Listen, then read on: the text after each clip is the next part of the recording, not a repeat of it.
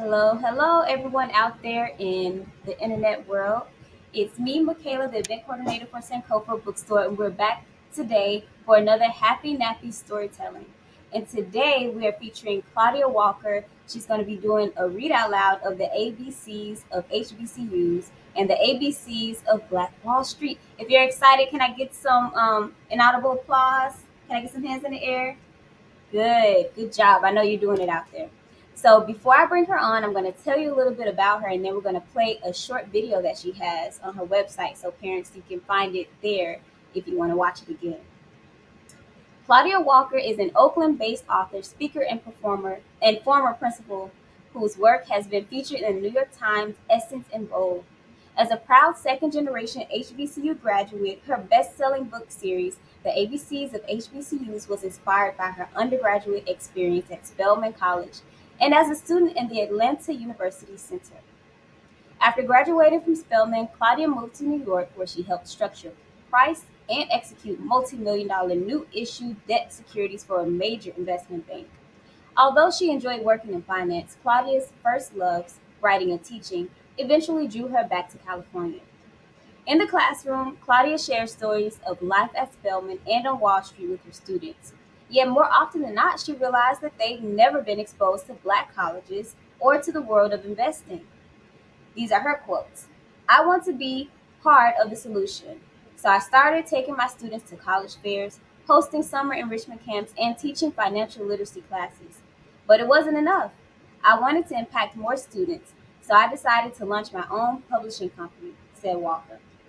Claudia is the proud mom of three amazing children, a future Spelman court justice, a zoologist, and a superhero in training. Unfortunately, she is yet to find an HBCU with a rigorous superhero program.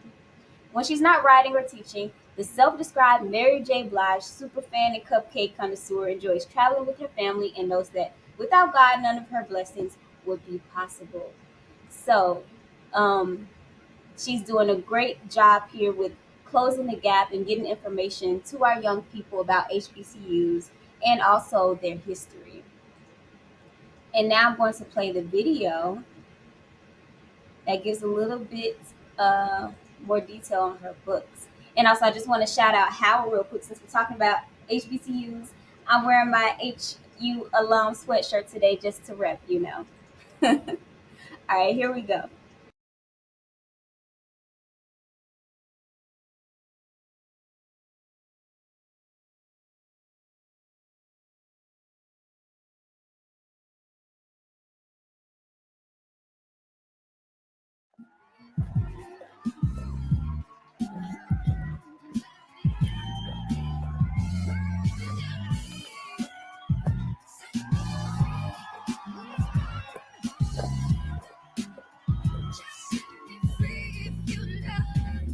This list is off coded to know that's fake news. Best of everything starts with HBCU.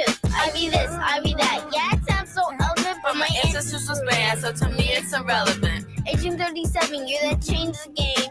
Training, yeah, you can put some respect on their name. HBCU icons, should I make a list? Dr. King went to Morehouse, Du Bois to the fist. First by Supreme Court justice, so that made them mad. Mr. Thurgood Marshall was a Lincoln grad. Booker T repped Hampton, then founded Tuskegee. Hidden figures, Black colleges? yep, all three. Oprah Winfrey is a mogul, there's no debate. A self-made billionaire, repping Tennessee State. Black college, black excellence, you know what the fact is. John Lewis ain't get trouble at American Baptist. Vice President Harris, a Howard alum.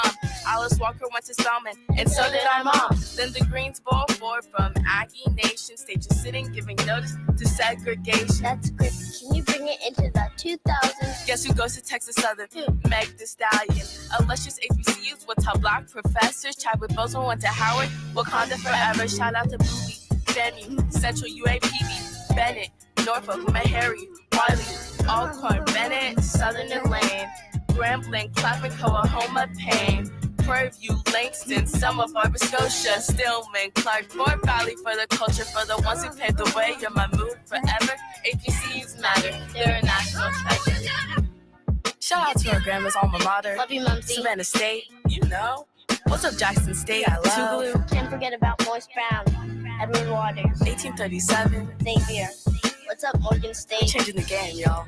There's over 100 HBCUs, y'all. We only got 2 minutes, but it's all love. We're rooting for the whole HBCU family, period.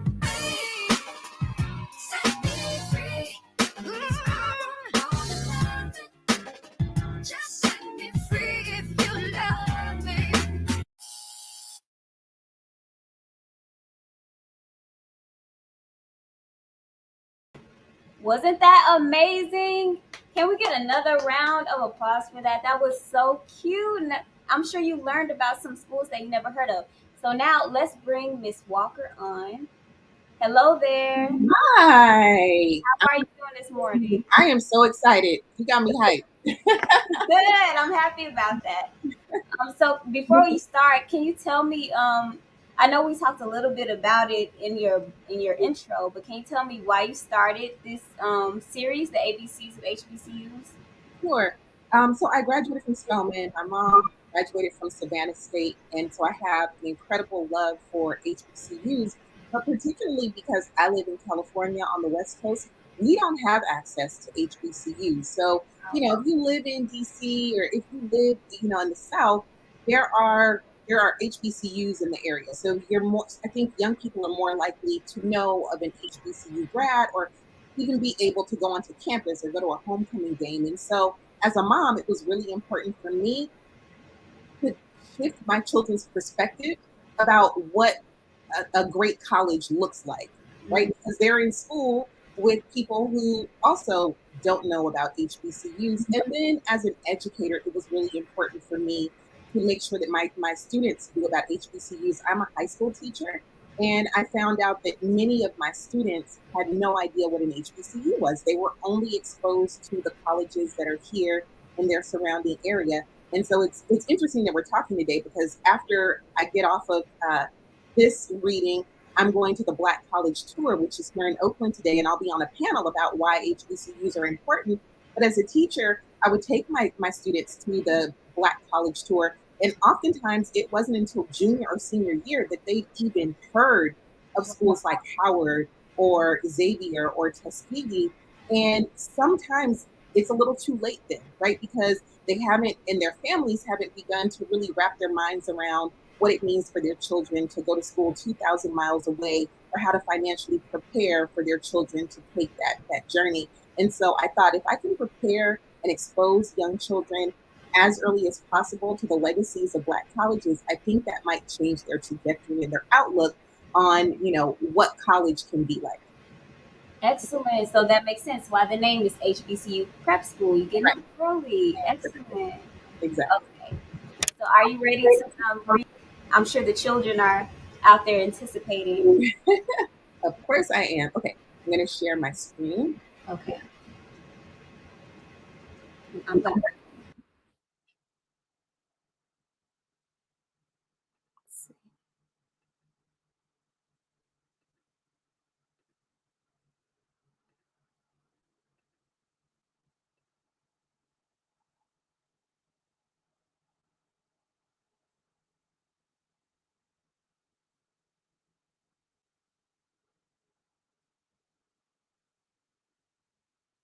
Okay, it's processing. I'm waiting for it to come up.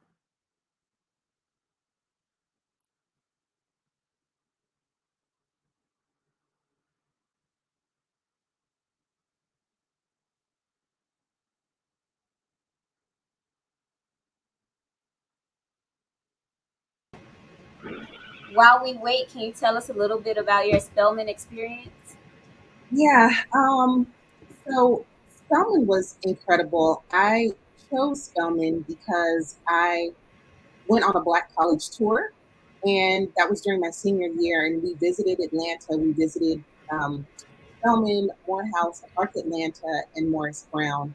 And when I stepped foot on the Spelman's campus, I knew that it was a place for me. It was a small, but saying that there are issues with my file. I'm going to try to share. Or you know what? I wonder if I can. Let me try to give me 1 second. I'm going to try to bring it up on this computer and then share the screen. Give me 1 second. Mm-hmm. So yeah, Spelman was amazing because before Spelman, I had only gone to predominantly white schools, And so it was a first for me to be able to be in a place that really supported and affirmed my experience as a young Black woman. Um, and it was, I mean, if I could describe it in one word, it would just be magical. It was an amazing experience for me. And then I also had family. My mom is from Georgia, so I had family that was in the Georgia area as well. So that made it even, it made it. Um, I always tell students you're homesick when you go to college, especially if you're away from home. But when you have some kind of connection with family or friends in the area, it makes it a little bit easier. Mhm. Can you see my screen now? I can see it is there, so I'm going to disappear and allow you to do what you do. All right, great.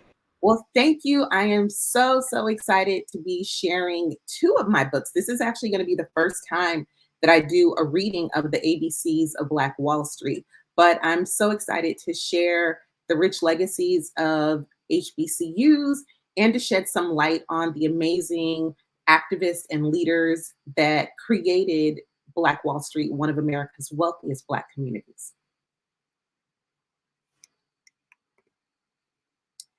A is for Albany State and Alabama A&M, Alpha Phi Alpha, and Alcorn State. A is for the ladies of Alpha Kappa Alpha, dressed in pink and green since 1908. B is for Benedict, Bowie, and Bennett. Bethune-Cookman started with less than $2. The Bayou Classic is the Black Super Bowl. The Battle of the Bands will make you want to holler. C is for Clark Atlanta University, steeped in community, culture, and knowledge. C is for Charles Drew Medical School, and for Cheney, the oldest historically Black college. D is for Dillard University, Delaware State, diplomas and dreams. D is for the divas of Delta Sigma Theta, deeply rooted in their crimson and cream. E is for Elizabeth City State University, endowment and education. We must support our HBCUs as they supported us for generations. F is for FAMU in Florida. Their marching band is a sight to see. F is for Founders Day at Fayetteville State and the soulful sounds of the Fisk Jubilee. G is for Grambling State Tigers, founded in 1901 in Louisiana, with the mission to educate the children of farmers like Gadsden College in Alabama. Okay, Macaulay, you got to help me with this one. H is for Hampton University, homecoming, and the halftime show. It's a different world at Hillman College and Howard University. HU? You know, I is for independence and icons, inspiring us to be greater. It's for ITC in Atlanta and the men of Iota Phi Theta. J is for the 80% of Black judges who graduated from an HBCU, like Jackson State in Mississippi and Johnson C. Smith too. K is for Kentucky State University and the knowledge that we attain. K is for the brothers of Kappa Alpha Psi. Keep twirling those crimson and cream canes. L is for Livingstone College and for Langston, also known as LU. Can't forget the legacy of Lincoln University. It's the first degree granting HBCU. M is for Meharry Medical School, Mississippi Valley, and Morgan State. Of course, it's for Morehouse College, where boys become men and men become great. N is for Norfolk State in Virginia and North Carolina Central University. It's for nonviolent protest and lunch counter sit-ins by brave students at North Carolina A&T. O is for Oakwood University, built on the land where Dred Scott was sold. O is for Omega Psi Phi fraternity. They know that friendship is essential to the soul. P is for Phi Beta Sigma, Payne College Pride, and Paul Quinn. It's for Philander Smith College and PhDs at Prairie View A&M. Q is for Quad, which is a dorm for 4. It's also the courtyard where students lounge. Q is for the quintessential campus queens, making history while wearing their crowns. R is for Russ College in Mississippi, where the learning never ends. It's for those revolutionary roommates, one day strangers, next, lifelong friends. S is for Sigma Gamma Rho and step shows. Savannah State and Southern are second to none. Such a sacred sisterhood at Spelman College, serving Black girl magic since 1881. T is for Tuskegee University, and its first teacher, Mr. Booker T.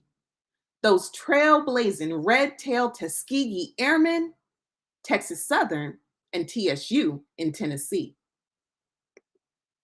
U is for University of Arkansas at Pine Bluff, where Black students are uplifted and embraced.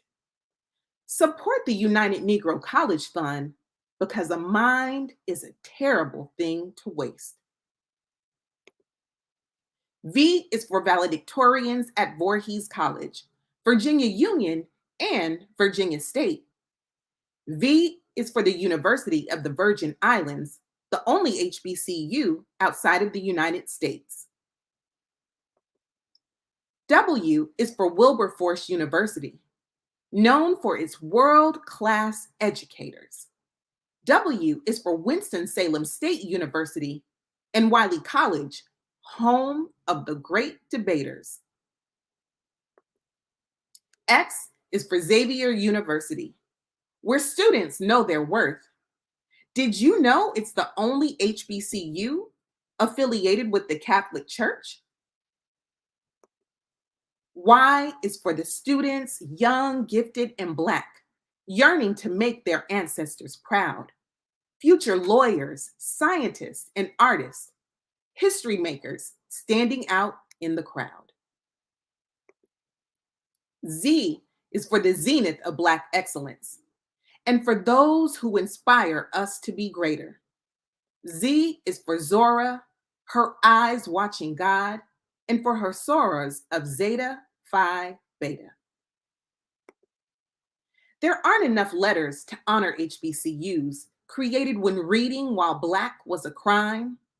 These bold and audacious institutions tell the story of how we still rise.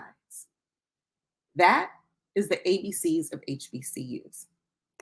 So next, I'm going to read the ABCs of Black Wall Street. And like I said, I'm so excited because today is the first day that I'm actually reading this book, doing a live reading of the book.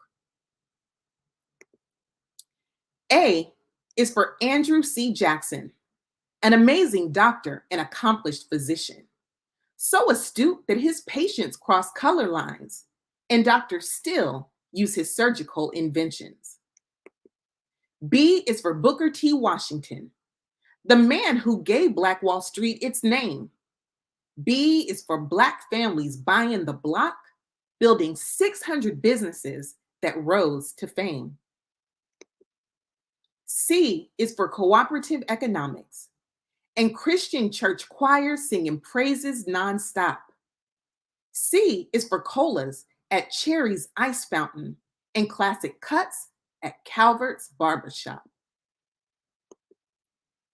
D is for Dora Wells Garment Factory and dressmakers designing the latest fashions.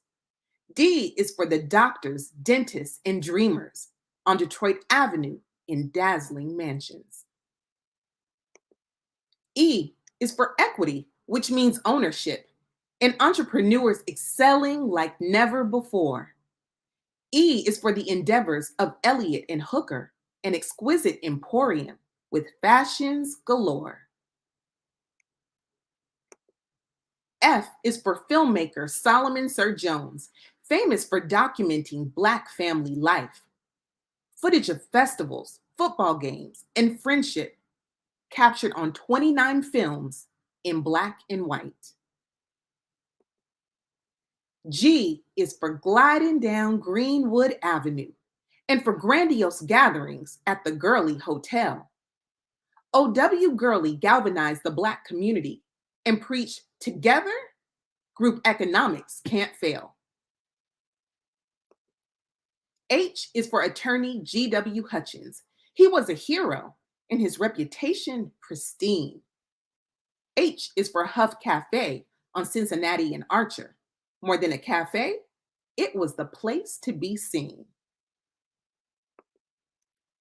I is for intelligent investor who brokered deals from day to night. I is for the indomitable Isaiah H. Spears, an inspirational lawyer who championed civil rights. J is for the joyful sounds of jazz joints. Jelly Roll Morton jamming day, night to dark. J is for 5-cent jitney rides and Juneteenth celebrations at Midway Park. K is for keepers of the culture and for the kinship that helped Greenwood thrive. K is for King B Bakery, known for delicious breads, cakes, and pies. L is for Lady Mabel Little. She left home with $1.50 and a prayer. Then she launched a salon and a Little Bell Cafe where lunches of smothered steaks lingered in the air. M is for Madam C.J. Walker, America's first female self-made millionaire. From shampoos to pomades and hair oils, she's still an inspiration to folks everywhere. N is for neighborhood newspapers, like the Oklahoma Sun and the Tulsa Star. N is for North Greenwood Avenue, lined with those fancy Norwalk cars.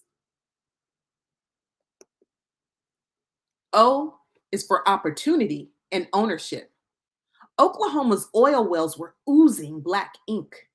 Get your skates and get ready to roll and bounce with friends at Osborne Monroe's skating rink. P is for prosperity in the promised land and for Simon Barry's fleet of private planes. He built a playground called Barry Park with plenty of pools, picnics, and parades. Q is for the quintessential Tulsan. Principal Woods led Washington High for 35 years. With valor and pride, he taught his students to question unjust laws despite their many fears. R is for rows of red brick buildings, resistance, resilience, and ragtime rhythms. R is for Dr. R.T. Bridgewater, well respected as Greenwood's first Black physician. S is for soirees at the Stratford Hotel, the largest of its kind, such a sight to behold. Sparkling chandeliers dripping from the ceiling, the hotel shimmered like it was dipped in gold. T is for the 10,000 triumphant Tulsans who brought Tulsi Town to new heights. Talented teachers, tailors, and traders. 35 blocks of Black excellence? That's right. U is for Union Grocery Store. More than fresh foods, it was a place of unity. U is for the unwavering spirit of love that uplifted the Greenwood community. V is for Black venture capital and visionaries who invested in the village. V is for Vernon AME Church and Victrola record players. Oh, so vintage. W is for Williams Dreamland Theater, Tulsa's first Black playhouse with shows galore. W is for sweet wafers, walnuts, and ice creams at Williams Confectionery Candy Store. X is for the X Factor of Black Wall Street and sisters so fearless, innovative, and bold. X is for the countless Greenwood residents whose names and stories have never been told. Y is for the years of yesterday. Why ask questions that never made the news? See all those beautiful, successful Tulsans? You know, most of them attended HBCUs. Z is for the zeitgeist of Black Wall Street and for history makers that we'll remember forever. It's for Mount Zion Baptist and a zillion beautiful stories that remind us of what we can accomplish together. This is an ode to Black Wall Street, a story of love and determination so true. It's an ode to the past, the present, and the future, because the next history maker is you. That is the ABCs of Black Wall Street. I hope you guys enjoyed that. I hope so too. I really enjoyed that. Before we get into the color along, I just like to point out a few things that were my favorite things to see. One is that all of the pictures were of children, like they weren't adults, so the children can actually see themselves as these people that you're speaking about. I think that's so special. That's right. Yeah, we were really intentional. The artists that I worked with, we were intentional about, even though we're talking about colleges and we're talking about these history makers, many of whom were adults, we wanted the children to see themselves as those history makers and to see themselves as those college students. So we translated them into children. And so that's been a lot of fun. That's so special. And the second thing was that when parents read this, I think they can use it as the starting point to talk about other things. Like in the ABCs of HBCUs, you mentioned Dred Scott, you mentioned sit-ins. So those are some kind of heavier topics, but you can introduce the conversation to your child with a very appropriate book. Yeah. Right, exactly. We wanted to keep everything age appropriate. I mean, especially with Black Wall Street, I think I'm happy that there are more books that are talking about the incredible community. But I was very intentional about not centering the tragedy, right? And it's obviously a very important part of the story, but my publishing company is really about celebrating Black joy.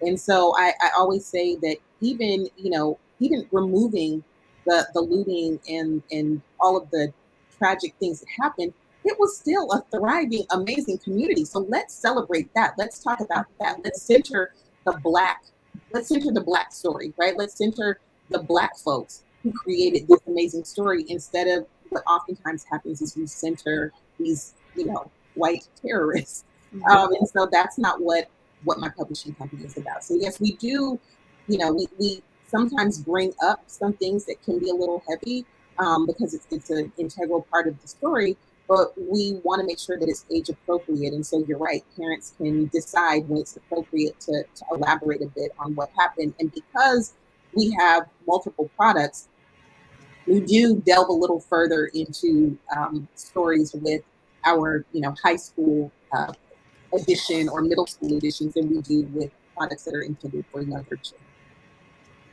Wonderful. I just want to make sure you can see me, right? Or yes, no, I can see you. It's on the screen. Okay, great.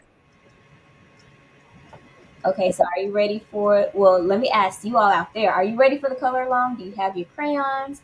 Do you have your markers? Did you print the coloring sheet? If not, just go and grab a blank sheet of paper. We'll wait. We'll give you a few seconds to go and grab that. Okay. Okay, now Miss Walker, are you ready? I am ready. I'm trying to figure out what page I want to color. I think I'm going to do Yeah, I think I'm gonna do this page. Future HBCU grad. Woo! And what book is that? Can you hold up the cover for us? Sure, this is our coloring book. We have it at Sankofa. You can get it online or in our store, in our brick and mortar store, which is right across the street from Howard University. Love that. Okay, so I'm going to leave you to it. I'm going to disappear again. Okay, great. So, people often ask me what I enjoy doing most or what kind of books I enjoy creating most because we have our board books like this. We also have coloring books and we have activity books. And all of the books are really special, but the coloring books really bring out the child in me. I always love coloring. I feel like it's so therapeutic. And so sometimes my children and I fight over the book. So I am going to just do a little coloring. And hopefully you all are coloring and you can follow along with me. But I really love to sometimes just decompress by coloring. So I'm going to start coloring. And for the coloring book, I think what made it really special is the ABCs of HBCUs was my first book. And as you heard, we talk a lot about different HBCUs and why they're so important. But the book doesn't include every HBCU. And so while we got great reviews and great feedback about the book, the biggest critique was that it didn't include every HBCU. I think we include all of the Divine Nine, and I think we include about 55 HBCUs, and there are 107. So it's a fair criticism. But when we created the coloring book, we made sure that the two put together, the board book and the coloring book, includes all of the HBCUs. So that's why I like it, because it highlights some of the HBCUs that may be less familiar to people. And I think that's incredibly important because, we know about amazing institutions like Howard and Spelman, North Carolina A&T, but there are regional and smaller HBCUs that are doing incredible work. So I want to make sure that all of those get their shine, that they are represented, and that children know the range of options that they have when they are considering an HBCU. And so I am really excited to go to this Black College tour and just talk to young people about HBCUs and then just talk to different reps because, as time goes by, different HBCUs are doing different things, different innovative things. So this is what I've gotten so far. I colored in my letters, my future HBCU grad. I'm going to start coloring my cap. Let's see.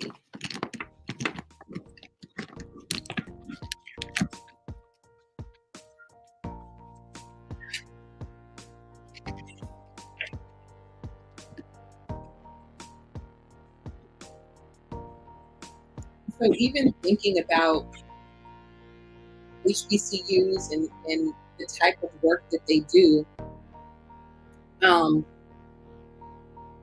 this isn't necessarily age appropriate for kids, but I just love talking about Black colleges. Recently, Paul Quinn, which is in Texas, and they always do innovative things. They're in my activity book.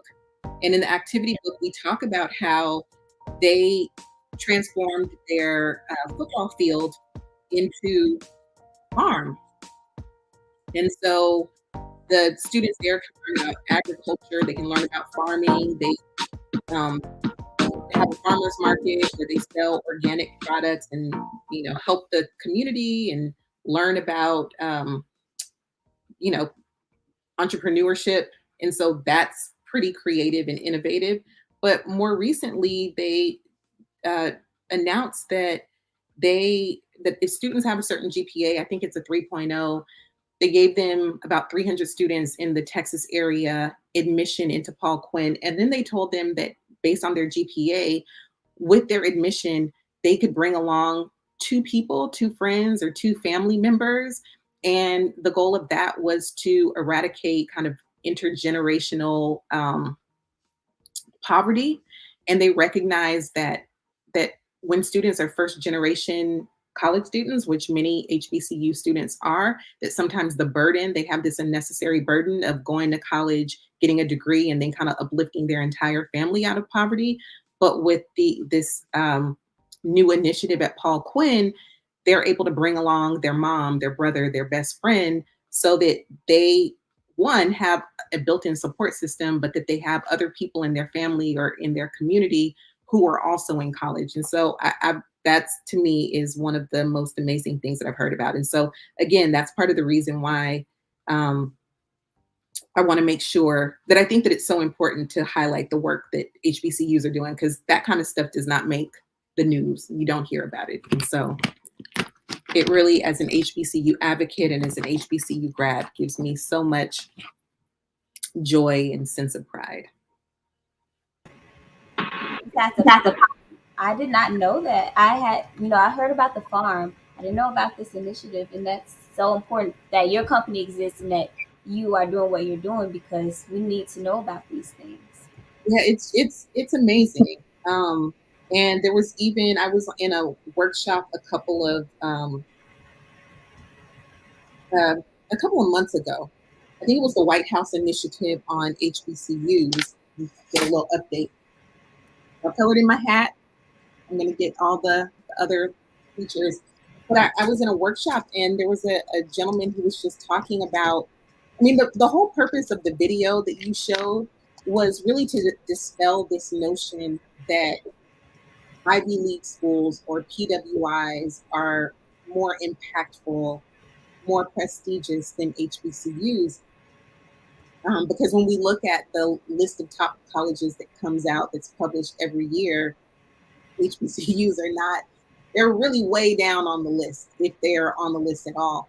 And this speaker who was part of the initiative he had done some research, and he was talking about, he was also, as a white guy, and he was also challenging this notion. And he said that oftentimes when people are looking at the top schools, they don't account for poverty, right? And we know that socioeconomics are tied into kind of like academics and your ability to have access and resources to, Of course. To everything, right? To everything that time. If you're working to survive, exactly, you have less time for school and studies, and exactly, and your priorities are different, right? Like your family is just trying to keep the lights on, like, and I work in under-resourced schools, and so I understand the challenges.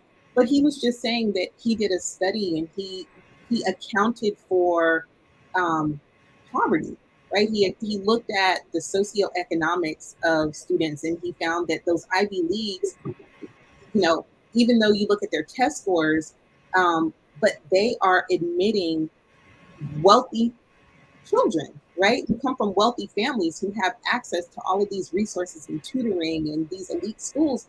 And he said that when he looked at HBCUs and he accounted for the student socioeconomics, that when you look at what HBCU grads are able to do when they come out of school, types of jobs that they command, the impact that they have on the community, even their income, that they are punching above their weight, that HBCU students are outperforming and having more of an impact on their community than students who come from PWIs or from Ivy League schools. And I thought that was so incredible.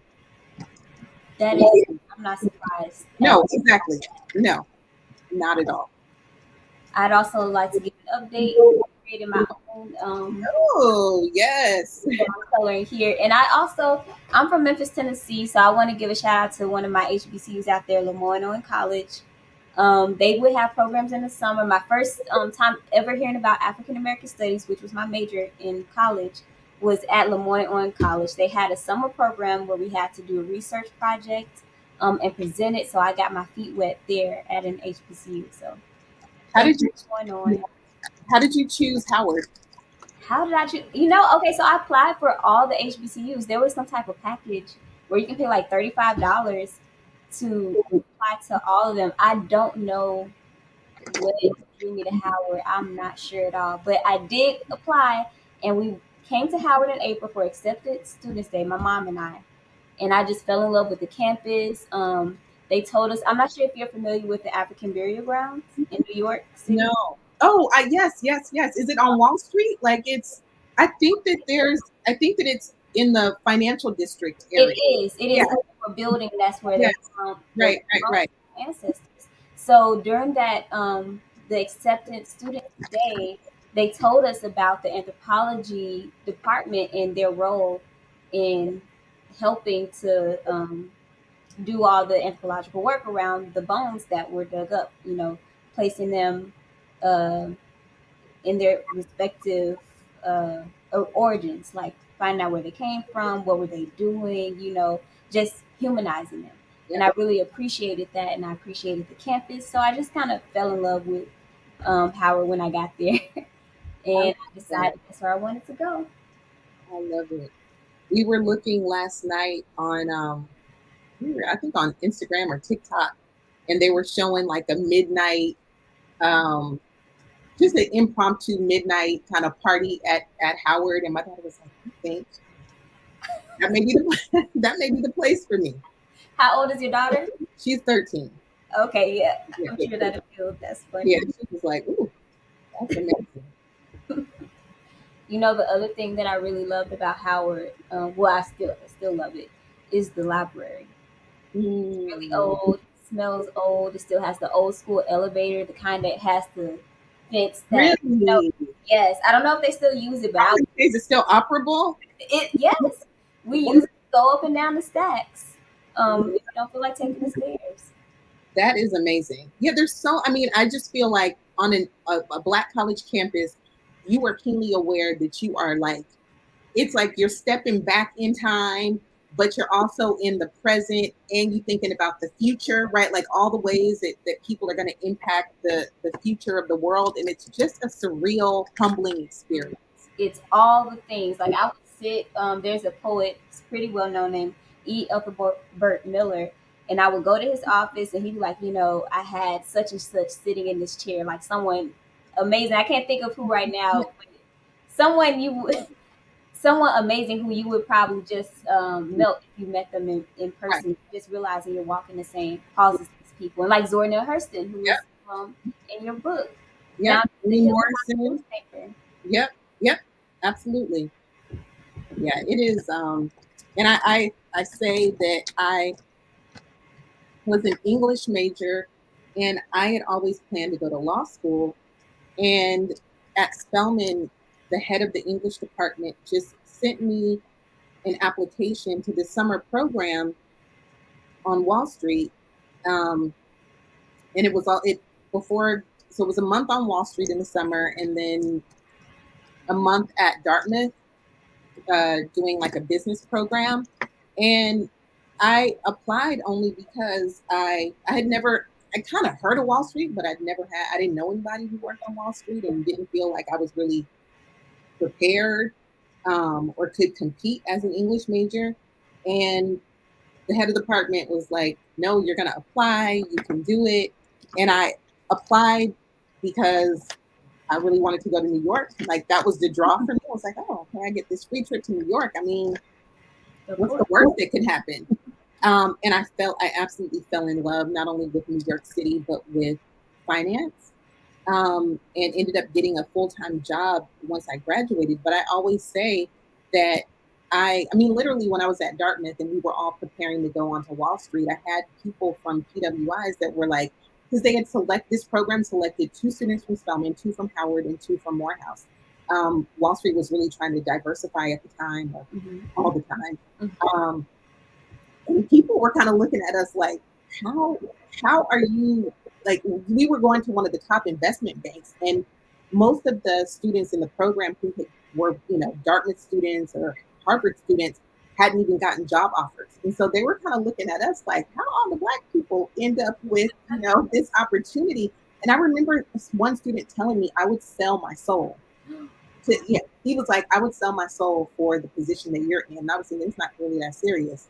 But I always I'm grateful, because I know that had I been at any other institution, especially at PWI, I would not have been afforded that opportunity, because oftentimes in order to interview, which is what I was told, in order to interview with certain firms, you had to be hand selected, right? Like you had to major in a particular field. You had to have top grades. And though I did have top grades, I wouldn't have been eligible because I was an English major. And so I think that's another thing that's so special about HBCUs. You form these relationships with your professors, and they advocate for you. And like parents or family members, they kind of push you to do things that you may not think that you are capable, or that you have the ability to do. And so, it's really a unique and special experience. And I'm so grateful that I had the opportunity to go, because so many students, particularly in California, if you don't have parents who attended an HBCU, or you don't have anyone who's kind of telling you this would be an amazing opportunity, you can do it. Oftentimes, it's not even on your radar. So I am grateful. Absolutely. And just one last thing, I know you're going to have to go soon because you have another program to go to. Before I entered Howard University, I had someone tell me who knew that I was going to go. They told me that it was unrealistic for me to go to an HBCU. It's unrealistic to be surrounded by Black people all the time, because when you go out into the real world, it's not going to be like that. Can you speak on anyone who might have that worldview, or who's also been told the same thing? Yeah, many people. I also experienced the same thing. I think particularly if you are a high performing student, people feel like, well, why would you squander your opportunity by going to an HBCU? And I proved a lot of people wrong, when I even was interviewing for jobs as an educator. I remember, and sometimes it's Black people, and I remember interviewing for a job, and this guy looking at my resume and seeing everything that I had, done, and the time that I spent on Wall Street. And then he looked at Spelman and he said, "Wait, you did all of this after attending Spelman?" And I said, "I did it because I attended Spelman." And he said, "My daughter wants to go to an HBCU, and I've been telling her no, but now I'm reconsidering, just having talked to you and recognizing your experience." And people oftentimes will say that HBCUs are not indicative of the real world, and no one says that to people at PWIs, where the demographics don't reflect, the don't reflect the US's or different communities' demographics. No one says that, right? And so, what I tell students is, college should be the best 4 years of your life. It really should. You are oftentimes away from home for the first time. You have an opportunity to chart your own course. You are studying the things that appeal to you. You are creating your own schedule, right? You're figuring out who you are, and you should go where you are celebrated. You should go to places where you don't have to explain um, your humanity, right? And so for me, HBCUs are that place. And again, I recognize that HBCUs are, not for everyone, but there are 107. And each of them have their own personality, their own kind of focus, their own culture. And so I think that now, if people have that perspective, they're not being realistic, because if you look at the people who are coming out of HBCUs, I'm not sure how you can still hold that viewpoint. I mean, obviously we have Vice President Harris, but there are so many people who have come out of HBCUs who are coming out now, who have historically come out of HBCUs, who have been world changers. And so I am really proud to have been a graduate of an HBCU, and I'm excited about all of the young people who are looking at HBCUs, who are talking to their parents, who are looking at the world changers, and who are saying, you know what, I think there may be a place for me at Howard, or there may be a place for me at Oakland, or there may be a place for me at Texas Southern. I'm so excited, and I'm so appreciative of this opportunity. And I finished my page, Yay! and I am really, really excited about this opportunity. Thank you so much. I think that's a great place to end. So this has been Happy Nappy Storytelling, and we were here with Claudia Walker, who read the ABCs of HBCUs and the ABCs of Black Wall Street. Are there any closing words, like one last word you might want to say before we close out? Sure. I oftentimes, when I do readings, I have students who ask me, why I became an author. And it's really just to tell stories that I think haven't been told.